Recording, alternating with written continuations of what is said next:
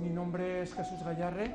y en estos momentos estoy trabajando en Macedonia como experto residente en el proyecto de hermanamiento entre la Administración Tributaria Española y la Administración Tributaria de Macedonia. Soy licenciado en Ciencias Económicas Empresariales por la Universidad de Valencia y hace ya más de 30 años entré en la Administración Tributaria Española,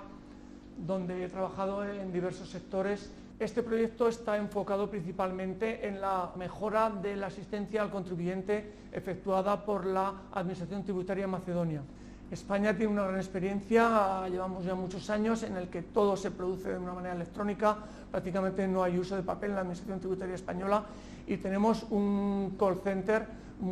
que es muy operativo y funciona a nivel de todo el Estado. Entonces la Administración Tributaria Macedonia quiere desarrollar un call center similar, además está trabajando continuamente